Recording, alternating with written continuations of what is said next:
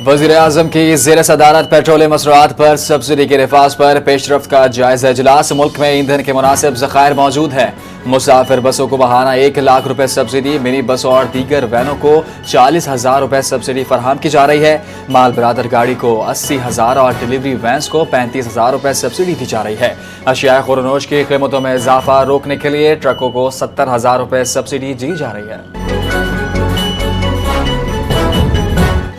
वफाकी हुकूमत का अवाम के लिए सब्सिडी पैकेज का ऐलान। बसों और ट्रकों के किराए बढ़ाने से रोकने के लिए फ्यूल पर सब्सिडी दी जाएगी। पब्लिक ट्रांसपोर्ट और माल बरदार गाड़ियों को भी सब्सिडी दी जा रही है। वफाकी वजीर IT शिजा फातिमा की प्रेस कॉन्फ्रेंस कहा कि सिर्फ रजिस्टर्ड गाड़ियों को सब्सिडी दी जाएगी। सब्सिडी हासिल करने के लिए एक्साइज में रजिस्टर्ड लाजमी है। वज़ीर ममलिकत बिलाल अजहर कियानी बोले कि खित्ते में कशीदगी के बाइस आलमी मईशत पर दबाव का शिकार है। पाकिस्तान क़याम अमन के लिए भरपूर किरदार अदा कर रही है। वज़ीर आला सिंध मुराद अली शाह की प्रेस कॉन्फ्रेंस। अवाम को किरायों में रिलीफ देने का ऐलान। सूबाई वज़रा और ट्रांसपोर्ट के साथ अहम बैठक बजरिए वीडियो लिंक। डिवीजन कमिश्नर्स और डिस्ट्रिक्ट रीजनल ट्रांसपोर्ट अथॉरिटी के अफसरान भी शरीक हुए। बिजली, गैस और पेट्रोल की बचत पर जोर। मुराद अली शाह ने कहा कि पेट्रोल की बढ़ती हुई कीमतों के बाइस अवाम को रिलीफ फराहम करना हुकूमत की अव्वलीन तरजीह है। खैबर पख्तूनख्वा हुकूमत का अहम कदम। पेट्रोल सब्सिडी के लिए एहसास फ्यूल सपोर्ट प्रोग्राम का आगाज। स्कीम के तहत रजिस्टर्ड मोटरसाइकिल, स्कूटर और रिक्शा मालिकान को माली मुआवनत फरहम की जाएगी। रजिस्टर्ड सार्फिन को 2,000 रुपये माहाना फ्यूल सपोर्ट दी जाएगी।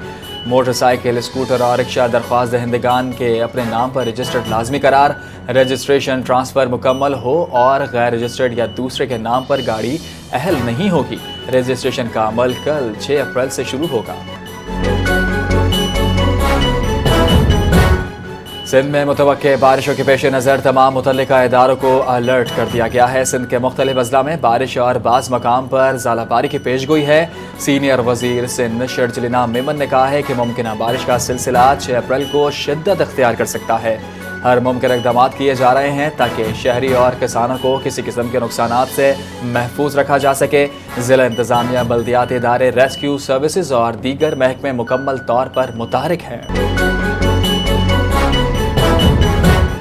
ईरान में तबाह तैयारे का अमरीकी कर्नल बाहिफाजत रेस्क्यू कर लिया गया। सदर ट्रंप ने तस्दीक करते हुए कहा कि अमरीकी फौज का कामयाब सर्च एंड रेस्क्यू ऑपरेशन तारीख के बड़े मिशंस में शामिल है। दुश्मन के इलाके में फंसे कर्नल को खतरनाक पहाड़ों से निकाल लिया गया।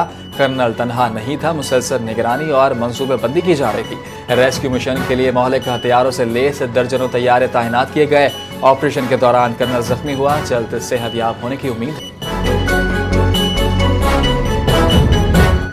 मशरिक़ वस्ता में जारी जंग और मोदी सरकार की जानिब से इसराइल की हिमायत के बायस भारतीय किसान बहरान में फंस गए। बरतानवी जरीदे दी गार्डियन की रिपोर्ट के मुताबिक ईरान की जंग के बायस भारत में तेल और खाद की शदीद किल्लत पैदा हो गई।